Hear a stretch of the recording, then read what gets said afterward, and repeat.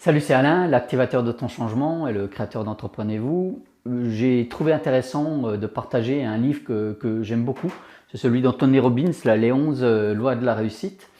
Parce que c'est un tout petit livre là, qui m'a permis à moi de changer mon état d'esprit, de trouver plein de petits exemples là, de solutions pour faire en sorte de mieux avancer, de changer de mindset.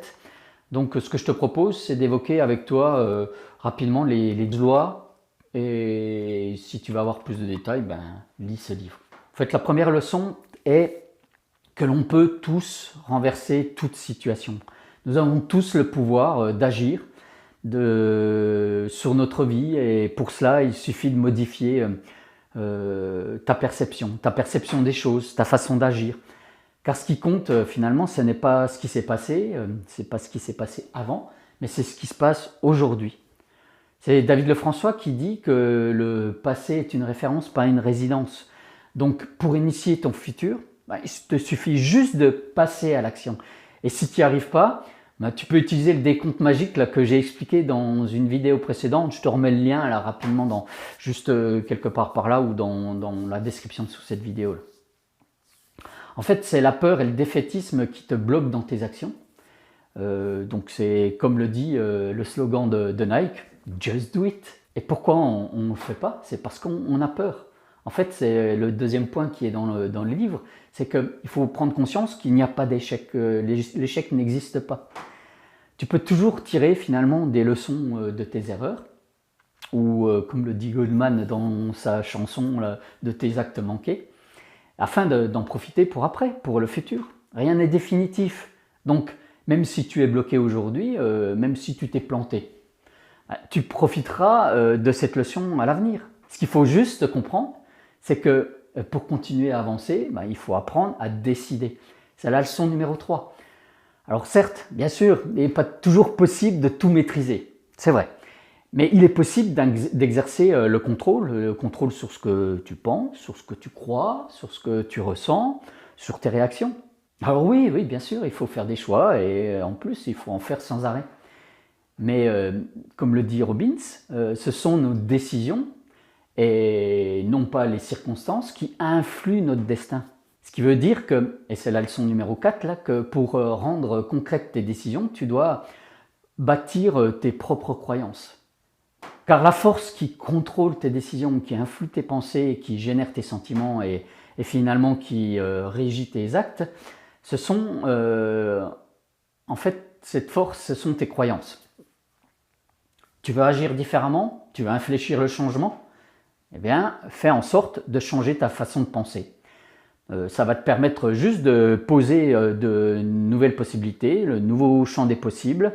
Et pour ouvrir le nouveau champ des possibles, il va falloir que tu te concentres sur des objectifs afin qu'ils se matérialisent. C'est le point numéro 5 là, du livre. On se rapproche toujours de notre centre d'attention. Tu sais, c'est le truc où tu commences à te dire « Tiens, je voudrais acheter telle nouvelle voiture » ou que tu viens d'en acheter une, puis tout d'un coup, tu te rends compte qu'il y en a partout. En fait, c'est le système d'activation réticulaire là, qui est là derrière. Donc, il faut toujours du temps, bien sûr, pour que les résultats arrivent. Et donc, pour pallier à cette inertie, il faut te concentrer sur les solutions qui te permettent d'atteindre les résultats escomptés, et non pas sur les peurs qui te bloquent. Car les choses sur lesquelles tu vas centrer ton attention vont se matérialiser. Et comme tes questions contrôlent ta façon de penser, contrôlent tes sentiments, contrôlent les points sur lesquels tu choisis de centrer ton attention, bien, le bon moyen, c'est de te poser les bonnes questions qui vont te faire avancer. C'est la leçon numéro 6, les questions renferment la réponse. C'est en trouvant le moyen de te poser les bonnes questions, du genre qu'est-ce que je dois améliorer, qu'est-ce que je dois faire aujourd'hui qui va m'épanouir, ou quels sont mes engagements du jour, que tu vas trouver des éléments positifs et ainsi continuer à agir.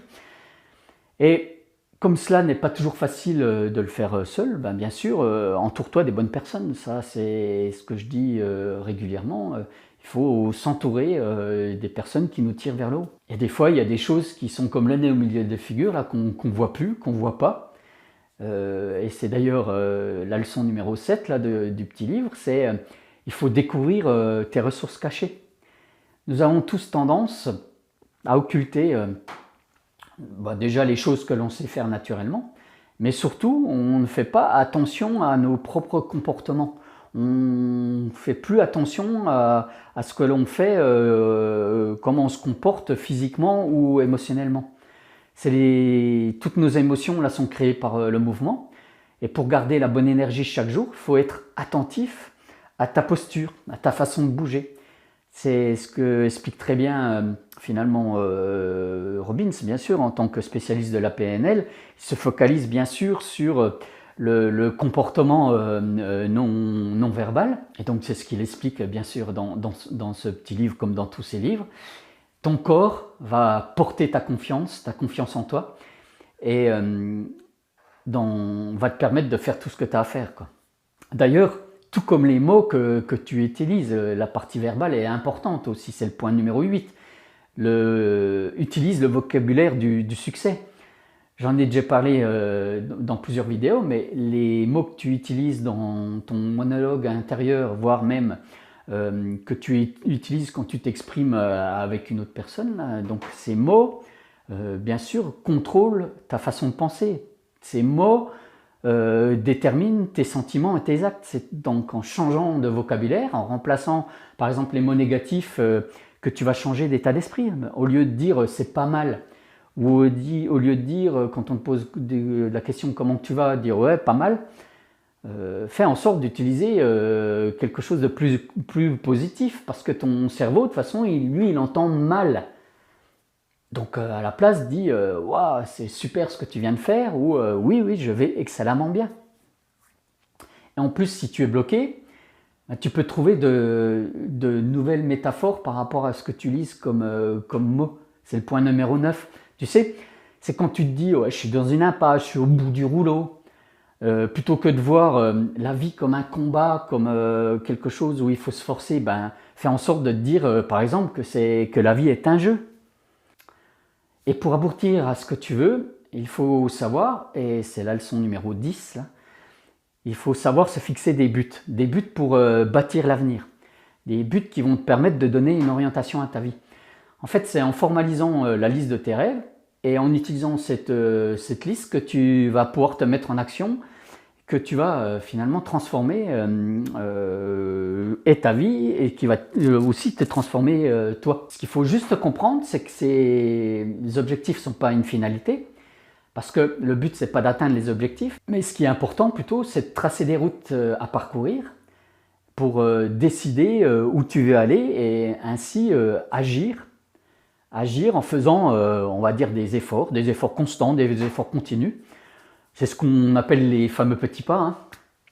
En conclusion de ce livre, Anthony Robbins là, nous propose une 11e leçon qui est finalement un défi qui regroupe tout ce qu'on vient de voir. Donc je te lance ce défi. Pendant 10 jours, fais en sorte de refuser d'entretenir des pensées, des sentiments, des questionnements, des mots, des métaphores, des jugements négatifs. Et fais en sorte à chaque fois que cela se produit, de te demander comment tu pourrais améliorer cet état d'esprit, ou comment passer en mode solution plutôt qu'en mode problème. Sens-toi libre d'ailleurs d'utiliser les commentaires qui sont juste là en dessous, là, pour partager ce que tu penses un peu de tout ça. Si tu as aimé ce résumé, mets-moi un bon coup de pouce et partage-le, en attendant de se retrouver très vite. D'ailleurs, n'oublie pas pour cela que tu peux cliquer sur le petit bouton là pour t'abonner à cette chaîne. Explore ta vie, passe à l'action et change ta réalité. On se retrouve très vite. Ciao, bye.